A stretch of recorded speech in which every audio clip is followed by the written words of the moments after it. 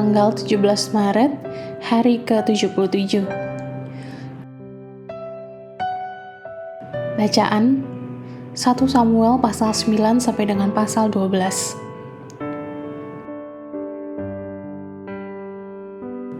Saul, raja terpilih. Garis besar, bagian dari program pembangunan kembali Samuel untuk bangsa ini adalah melalui pengurapan raja pertama, seorang pria besar bernama Saul. Diangkat sebagai raja di Mispa, terbukti dalam pertempuran melawan Bani Amon, dan dikonfirmasi sebagai raja di Gilgal. Saul menunjukkan potensi yang menjanjikan sebagai pemimpin umat Allah. Tapi seperti yang ditunjukkan Samuel dalam pidato perpisahannya, kehadiran seorang raja manusia menunjukkan sikap pemberontakan bangsa Israel terhadap raja ilahi mereka. 1 Samuel pasal 12 ayat 19 sampai 20. Dan pertanda bencana yang akan datang.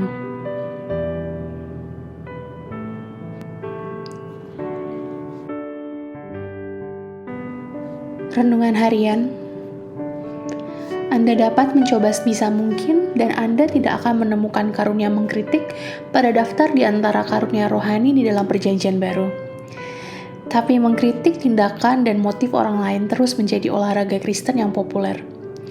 Bagaimanapun, hal ini merupakan permainan yang bisa dimainkan semua orang dan ini sangat memuaskan saat sebuah kritik dapat diterima. Samuel memiliki hak untuk menghakimi orang-orang karena menuntut seorang raja. Motif mereka salah dan Samuel mengetahuinya. Tapi setelah menyampaikan teguran yang keras, Samuel menyampaikannya dengan kasih. Seperti ayah yang lembut yang mendisiplinkan anak yang menyebalkan, Samuel tetap memberikan perhatiannya yang sebenarnya kepada bangsa Israel.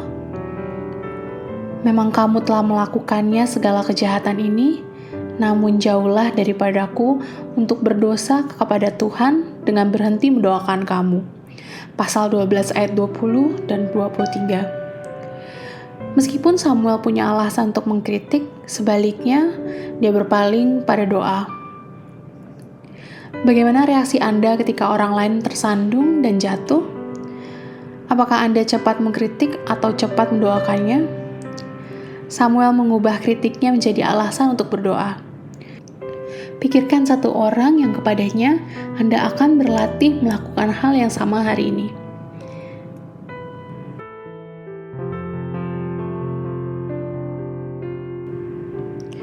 Tidak ada seorang pun yang dapat menghargai nilai kritik yang konstruktif seperti orang yang menyampaikannya.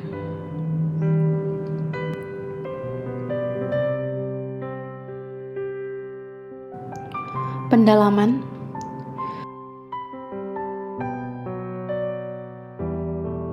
Menggunakan telinga Anda. 1 Samuel pasal 9 ayat 15. Ungkapan yang diterjemahkan secara harafiah sebagai Tuhan telah menyatakan kepada Samuel pasal 9 ayat 15 berbunyi sebagai Tuhan telah menemukan telinga Samuel. Adalah sebuah ungkapan yang berasal dari praktik Timur Tengah yang mendorong rambut orang lain atau sudut sorban kepalanya untuk berbisik sebuah rahasia di telinganya.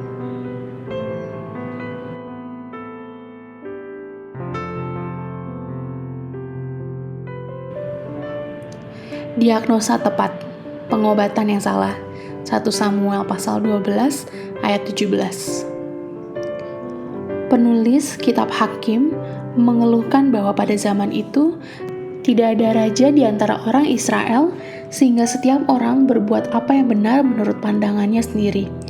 Hakim-Hakim pasal 17 ayat 6, pasal 21 ayat 25. Tapi pada 1 Samuel pasal 12 ayat 17, Samuel mengatakan kepada orang-orang bahwa permintaan mereka untuk seorang raja adalah jahat. Mengapa? Karena Tuhan sudah menjadi raja mereka, namun bukannya mereka tunduk kepadanya, bangsa Israel memilih solusi manusia, yaitu kondisi berdosa di tanah mereka.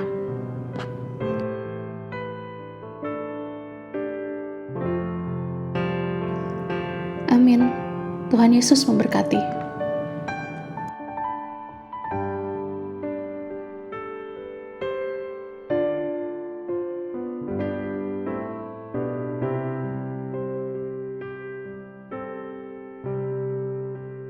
1 Samuel pasal 9. Saul diurapi menjadi raja.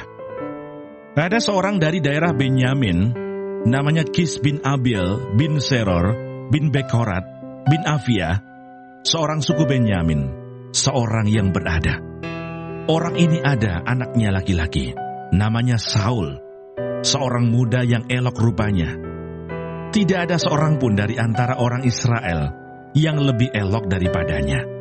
Dari bahu ke atas, ia lebih tinggi daripada setiap orang sebangsanya. Kis, ayah Saul itu, kehilangan keledai-keledai betinanya. Sebab itu berkatalah Kis kepada Saul anaknya, "Ambillah salah seorang bujang, bersiaplah dan pergilah mencari keledai-keledai itu." Lalu mereka berjalan melalui pegunungan Efraim. Juga mereka berjalan melalui tanah Salisa, tetapi tidak menemuinya. Kemudian mereka berjalan melalui tanah Sahalim, tetapi keledai-keledai itu tidak ada. Kemudian mereka berjalan melalui tanah Benyamin, tetapi tidak menemuinya.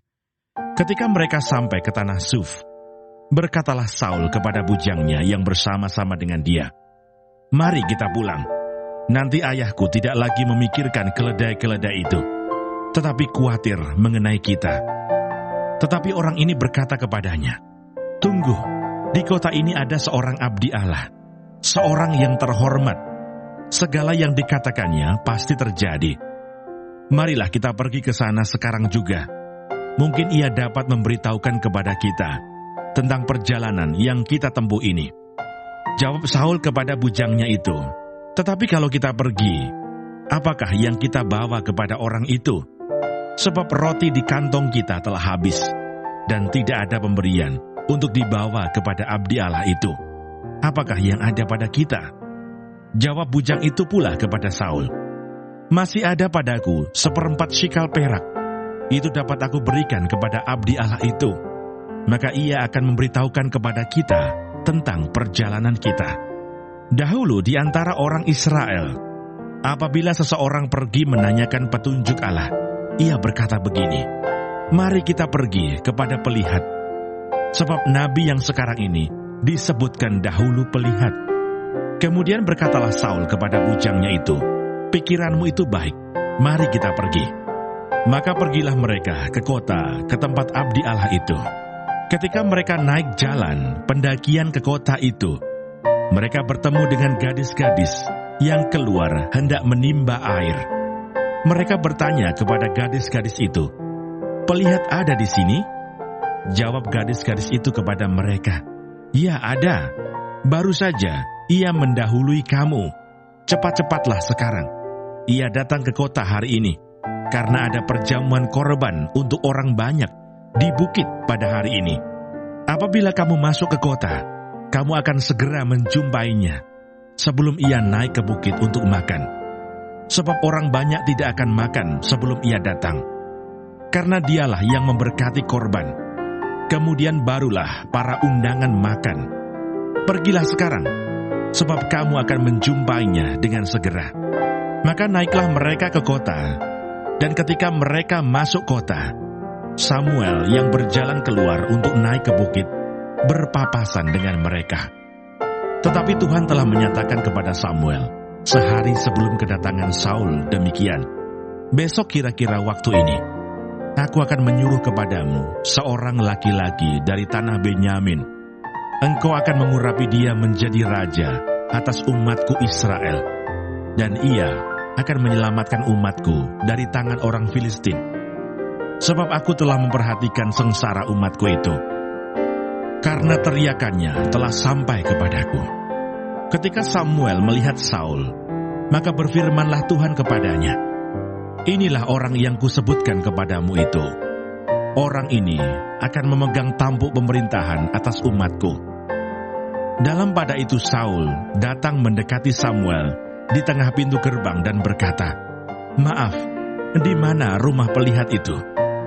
Jawab Samuel kepada Saul, katanya, "Akulah pelihat itu. Naiklah mendahului aku ke bukit. Hari ini kamu makan bersama-sama dengan daku. Besok pagi, aku membiarkan engkau pergi. dan aku akan memberitahukan kepadamu segala sesuatu yang ada dalam hatimu. Adapun keledai-keledaimu yang telah hilang 3 hari lamanya sampai sekarang, janganlah engkau khawatir, sebab telah diketemukan. Tetapi siapakah yang memiliki segala yang diingini orang Israel? Bukankah itu ada padamu dan pada seluruh kaum keluargamu? Tetapi jawab Saul, bukankah aku seorang suku Benyamin, suku yang terkecil di Israel? Dan bukankah kaumku yang paling hina dari segala kaum suku Benyamin? Mengapa Bapa berkata demikian kepadaku? Sesudah itu Samuel mengajak Saul dan bujangnya, dibawanya ke pendopo, dan diberikannya kepada mereka tempat utama di depan para undangan, yang banyaknya kira-kira 30 orang. Berkatalah Samuel kepada juru masak, berikanlah sekarang bagian yang kuberikan kepadamu tadi dengan pesan, simpanlah ini dahulu. Lalu juru masak itu menghidangkan paha dan apa yang termasuk ke situ, dan meletakkannya ke depan Saul. Dan Samuel berkata, lihat, yang tinggal ini diletakkan ke depanmu. Makanlah, sebab telah disimpan bagimu untuk perayaan ini, ketika aku berkata, aku telah mengundang orang banyak. Demikianlah pada hari itu, Saul makan bersama-sama dengan Samuel. Sesudah itu turunlah mereka dari bukit ke kota, dan Samuel bercakap-cakap dengan Saul di atas sotoh. Mereka bangun pagi-pagi, dan ketika fajar menyingsing, Samuel memanggil Saul yang ada di atas sotoh itu, katanya, bangunlah, aku akan mengantarkan engkau. Lalu Saul bangun dan mereka keduanya pergi keluar, yakni ia dan Samuel. Ketika mereka turun sampai ke ujung kota, berkatalah Samuel kepada Saul, katakanlah kepada bujang itu, supaya ia pergi mendahului kita. Tetapi berhentilah engkau sebentar, maka aku akan memberitahukan kepadamu firman Allah.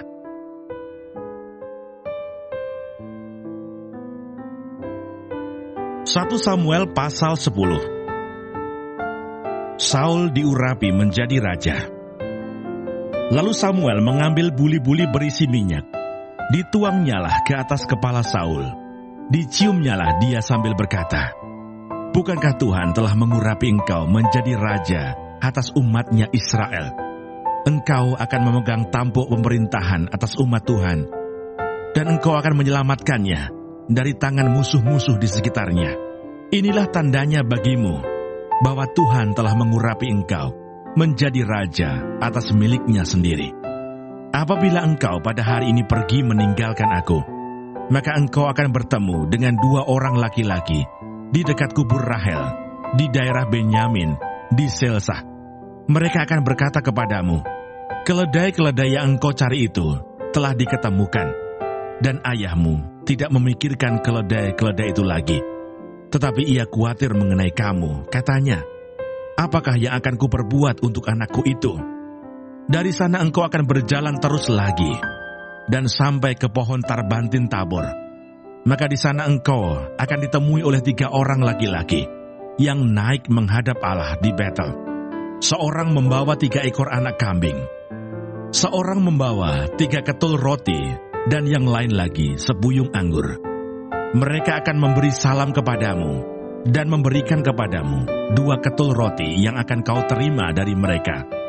Sesudah itu engkau akan sampai ke Gibea Allah, tempat kedudukan pasukan orang Filistin. Dan apabila engkau masuk kota, engkau akan berjumpa di sana dengan serombongan nabi yang turun dari bukit pengorbanan dengan gambus, rebana, suling, dan kecapi di depan mereka. Mereka sendiri akan kepenuhan seperti nabi. Maka roh Tuhan akan berkuasa atasmu. Engkau akan kepenuhan bersama-sama dengan mereka dan berubah menjadi manusia lain. Apabila tanda-tanda ini terjadi kepadamu, lakukanlah apa saja yang didapat oleh tanganmu, sebab Allah menyertai engkau. Engkau harus pergi ke Gilgal mendahului aku, dan camkanlah, aku akan datang kepadamu untuk mempersembahkan korban bakaran dan korban keselamatan. Engkau harus menunggu 7 hari lamanya, sampai aku datang kepadamu dan memberitahukan kepadamu apa yang harus kau lakukan. Sedang ia berpaling untuk pergi meninggalkan Samuel, maka Allah mengubah hatinya menjadi lain. Dan segala tanda-tanda yang tersebut itu terjadi pada hari itu juga.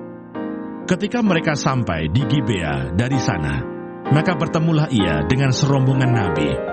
Roh Allah berkuasa atasnya, dan Saul turut kepenuhan seperti nabi di tengah-tengah mereka. Dan semua orang yang mengenalnya dari dahulu melihat dengan heran bahwa ia bernubuat bersama-sama dengan nabi-nabi itu. Lalu berkatalah orang banyak yang satu kepada yang lain, apakah gerangan yang terjadi dengan anak Kis itu? Apa Saul juga termasuk golongan nabi? Lalu seorang dari tempat itu menjawab, siapakah bapa mereka? Itulah sebabnya menjadi peribahasa, apa Saul juga termasuk golongan nabi? Setelah habis ia kepenuhan seperti nabi, pulanglah ia. Dan paman Saul berkata kepadanya dan bujangnya, dari mana kamu? Jawabnya, mencari keledai-keledai itu. Tetapi ketika tidak terlihat, maka kami pergi kepada Samuel. Kemudian paman Saul itu berkata, coba ceritakan kepadaku, apa yang dikatakan Samuel kepada kamu? Kata Saul kepada pamannya itu, terus saja diberitahukannya kepada kami, bahwa keledai-keledai itu telah diketemukan. Tetapi perihal menjadi raja yang telah dikatakan Samuel kepadanya, tidak diceritakan kepadanya. Saul menjadi raja dengan undian. Kemudian Samuel mengerahkan bangsa itu ke hadapan Tuhan di Mizpah. Dan ia berkata kepada orang Israel itu, beginilah firman Tuhan Allah Israel, aku telah menuntun orang Israel keluar dari Mesir, dan telah melepaskan kamu dari tangan orang Mesir, dan dari tangan segala kerajaan yang menindas kamu. Tetapi sekarang kamu menolak Allahmu yang menyelamatkan kamu dari segala malapetaka dan kesusahanmu dengan berkata, tidak, angkatlah seorang raja atas kami. Maka sebab itu, berdirilah kamu di hadapan Tuhan, menurut sukumu dan menurut kaummu. Lalu Samuel menyuruh segala suku Israel tampil ke muka, maka didapati suku Benyamin. Sesudah itu, disuruhnyalah suku Benyamin tampil ke muka, menurut kaum keluarganya. Maka didapati kaum keluarga Matri. Akhirnya disuruhnyalah kaum keluarga Matri tampil ke muka seorang demi seorang. Maka didapati Saul bin Kis. Tetapi ketika ia dicari, ia tidak diketemukan. Sebab itu ditanyakan pula lah kepada Tuhan, apa orang itu juga datang kemari? Tuhan menjawab, sesungguhnya ia bersembunyi di antara barang-barang. Berlarilah orang ke sana dan mengambilnya dari sana. Dan ketika ia berdiri di tengah-tengah orang-orang sebangsanya, ternyata ia dari bahu ke atas lebih tinggi daripada setiap orang sebangsanya. Dan Samuel berkata kepada seluruh bangsa itu, kamu lihatlah orang yang dipilih Tuhan itu, sebab tidak ada seorang pun yang sama seperti dia di antara seluruh bangsa itu. Lalu bersoraklah seluruh bangsa itu demikian, hidup raja. Kemudian Samuel menguraikan kepada bangsa itu tentang hak-hak kerajaan, menuliskannya pada suatu piagam, dan meletakkannya di hadapan Tuhan.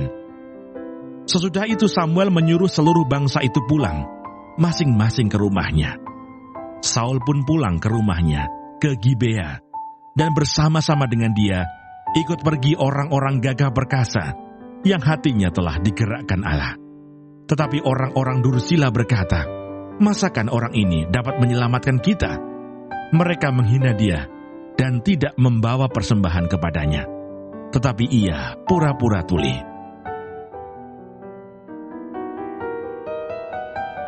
Satu Samuel pasal 11. Saul menyelamatkan Yabes. Maka Nahas orang Amon itu bergerak maju dan berkemah mengepung Yabes Gilead. Lalu berkatalah semua orang Yabes itu kepada Nahas, adakanlah perjanjian dengan kami, maka kami akan takluk kepadamu. Tetapi Nahas orang Amon itu berkata kepada mereka, dengan syarat inilah aku akan mengadakan perjanjian dengan kamu, bahwa tiap mata kananmu akan kucungkil. Dengan demikian aku mendatangkan malu kepada segenap orang Israel.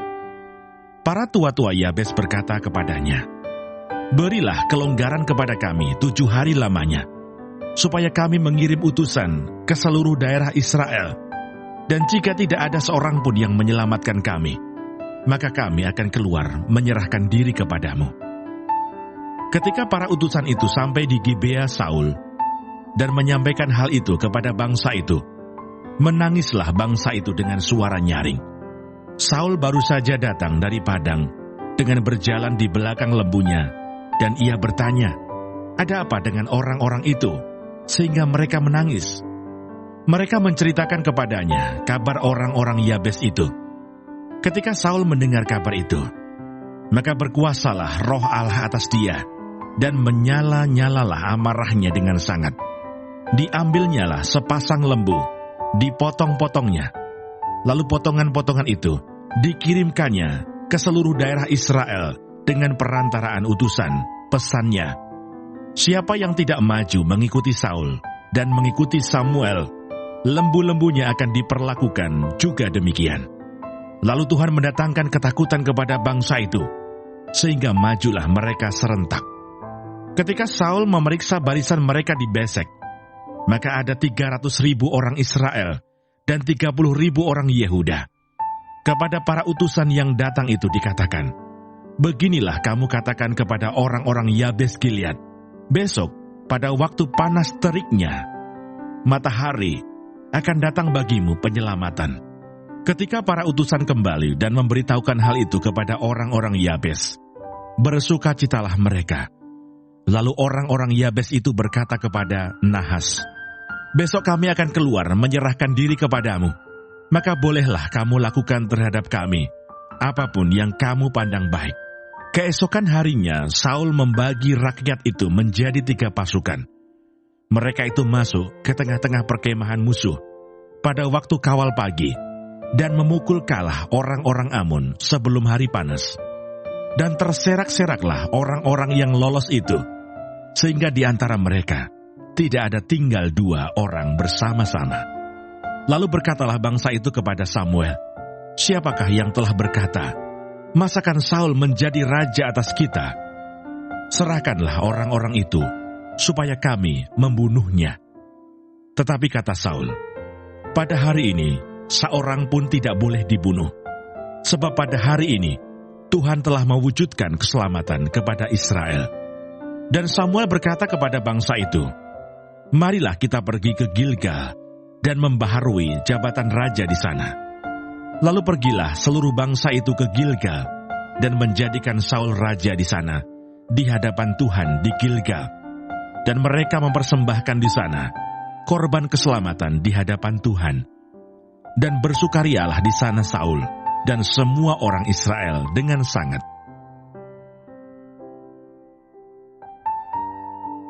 1 Samuel pasal 12. Samuel minta diri dari bangsa itu. Berkatalah Samuel kepada seluruh orang Israel, "Telah kudengarkan segala permintaanmu yang kamu sampaikan kepadaku, dan seorang raja telah kuangkat atasmu. Maka sekarang raja itulah yang menjadi pemimpinmu. Tetapi aku ini telah menjadi tua dan beruban, dan bukankah anak-anakku laki-laki ada di antara kamu? Akulah yang menjadi pemimpinmu dari sejak mudaku sampai hari ini. Di sini aku berdiri. Berikanlah kesaksian menentang aku di hadapan Tuhan dan di hadapan orang yang diurapinya. Lembu siapakah yang telah kuambil? Keledai siapakah yang telah kuambil? Siapakah yang telah kuperas? Siapakah yang telah kuperlakukan dengan kekerasan? Dari tangan siapakah telah kuterima sogok, sehingga aku harus tutup mata? Aku akan mengembalikannya kepadamu." Jawab mereka, "Engkau tidak memeras kami, dan engkau tidak memperlakukan kami dengan kekerasan, dan engkau tidak menerima apa-apa dari tangan siapapun." Lalu berkatalah ia kepada mereka, "Tuhan menjadi saksi kepada kamu, dan orang yang diurapinya pun menjadi saksi pada hari ini, bahwa kamu tidak mendapat apa-apa dalam tanganku." Jawab mereka, "Dia menjadi saksi." Lalu berkatalah Samuel kepada bangsa itu, Tuhanlah saksi yang mengangkat Musa dan Harun, dan yang menuntun nenek moyangmu keluar dari tanah Mesir. Maka sebab itu, berdirilah, supaya aku bersama-sama dengan kamu, berhakim di hadapan Tuhan, mengenai segala perbuatan keselamatan Tuhan, yang telah dikerjakannya kepadamu, dan kepada nenek moyangmu. Ketika Yakub datang ke Mesir, dan nenek moyangmu berseru-seru kepada Tuhan, maka Tuhan mengutus Musa dan Harun, yang membawa nenek moyangmu keluar dari Mesir, dan membiarkan mereka diam di tempat ini.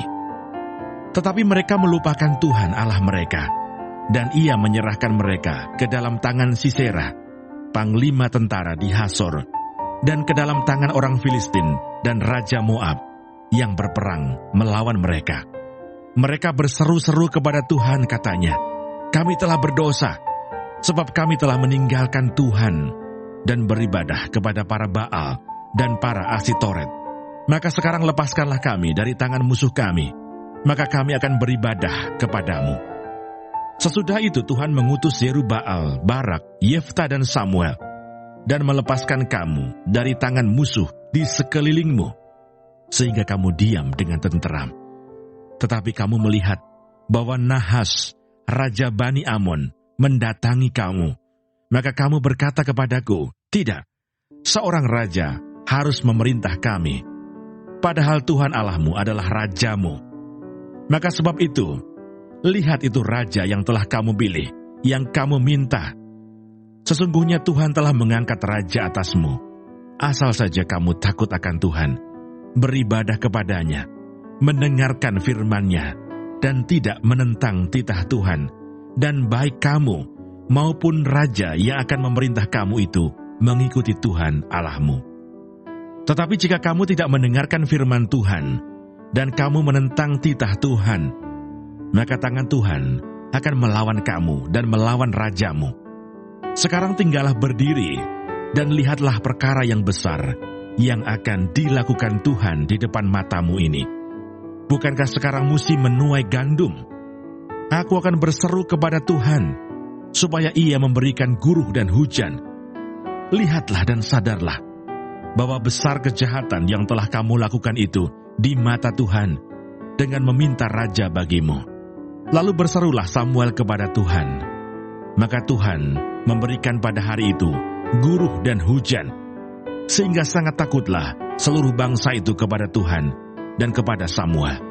Berkatalah seluruh bangsa itu kepada Samuel, "Berdoalah untuk hamba-hambamu ini kepada Tuhan Allahmu, supaya jangan kami mati. Sebab dengan meminta raja bagi kami menambah dosa kami dengan kejahatan ini." Dan berkatalah Samuel kepada bangsa itu, "Jangan takut. Memang kamu telah melakukan segala kejahatan ini. Tetapi janganlah berhenti mengikuti Tuhan, melainkan beribadahlah kepada Tuhan dengan segenap hatimu. Jangan menyimpang untuk mengejar dewa kesia-siaan yang tidak berguna, dan tidak dapat menolong karena semuanya itu adalah kesia-siaan belaka. Sebab Tuhan tidak akan membuang umat-Nya, sebab namanya yang besar. Bukankah Tuhan telah berkenan untuk membuat kamu menjadi umat-Nya? Mengenai aku, jauhlah daripadaku untuk berdosa kepada Tuhan dengan berhenti mendoakan kamu. Aku akan mengajarkan kepadamu jalan yang baik dan lurus. Hanya takutlah akan Tuhan, dan setialah beribadah kepadanya dengan segenap hatimu. Sebab ketahuilah betapa besarnya hal-hal yang dilakukannya di antara kamu. Tetapi jika kamu terus berbuat jahat, maka kamu akan dilenyapkan, baik kamu maupun rajamu itu.